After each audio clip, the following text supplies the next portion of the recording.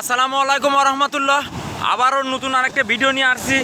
আসলে পাবনা জেলার সাথিয়া থানা ধুলোর ইউনিয়ন চেকনাই নদীতে আবারও কিন্তু আরেকটি বাঁধ ভেঙে যাচ্ছে এবং অলরেডি কিন্তু ভেঙে গেছে। তারপরেও কিন্তু পাশে আরেকটা বড় বাঁধ কিন্তু অলরেডি ভাঙা, অর্থাৎ ভেঙে কিছুক্ষণের মধ্যে মানে বড় বাঁধটা ভেঙে যাচ্ছে।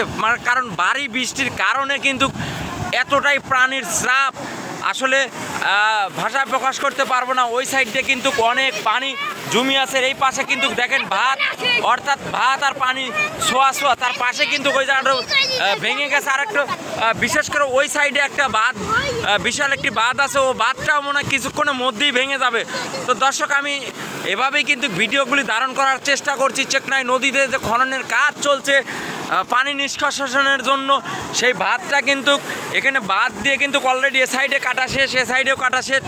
ওই সাইডে কিন্তু একটা বিশাল বাঁধ দিচ্ছে, ওই বাঁধটাও কিন্তু ভেঙে যাচ্ছে। তো এ পর্যায়ে আমি এখানে সরাসরি ভিডিওর মাধ্যমে দেখানোর চেষ্টা, দেখেন পানির স্রোতটা কত বড় আর কি দেখেন কি পরিস্থিতি। এখানে কিন্তু কিছু লোক অলরেডি মাছ ধরার জন্য প্রস্তুত নিয়েছে, যে মাছও ধরা পড়ছে। আসলে অনেক মানুষের কিন্তু মাছ ধরার আসলে ইচ্ছা ছিল। তো এভাবেই কিন্তু বাঁধটা ভেঙে যাচ্ছে। এর আগে কিন্তু ভয়ানক একটি বাঁধ ভেঙে গেছিলো, তারপরেও কিন্তু সাইডে কাজ কমপ্লিট হওয়ার নাই হতেই কিন্তু পানির এতটাই স্রাব যে সেই জন্য কিন্তু বাঁধটা ভেঙে যাচ্ছে। দর্শক দেখেন, আমি আবারও ভিডিওর মাধ্যমে দেখাচ্ছি বাঁধ আর পানি কিন্তু অর্থাৎ ছোঁয়া ছোঁয়া হয়ে গেছে। এই যে পানি, এই যে বাঁধের তা অলরেডি কিন্তু এভাবেই কিন্তু ভেঙে যাচ্ছে।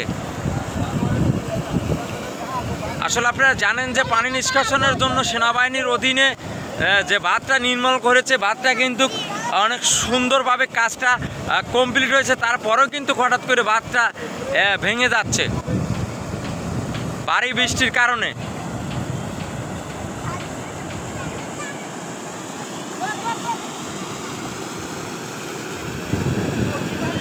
সরাসরি ভিডিওর মাধ্যমে দেখানোর চেষ্টা চেকনাই নদীতে যে এত সুন্দরভাবে যে খননের কাজটা করছিল, অনেক সুন্দর কিন্তু কাজটা হয়েছে।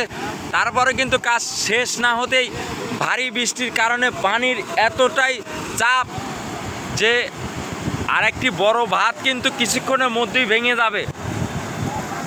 তো আজকের ভিডিওটা করলাম, ভিডিওটা দেখেন, আমি সরাসরি ভিডিওর মাধ্যমে দেখানোর চেষ্টা করছি। দেখেন চেকনাই নদীতে যে খননটা হয়েছিল, সে খননটা কত সুন্দরভাবে কাজটা কমপ্লিট হচ্ছে। আসলে ভারী বৃষ্টির কারণে কিন্তু এই বাঁধটা থাকছে না।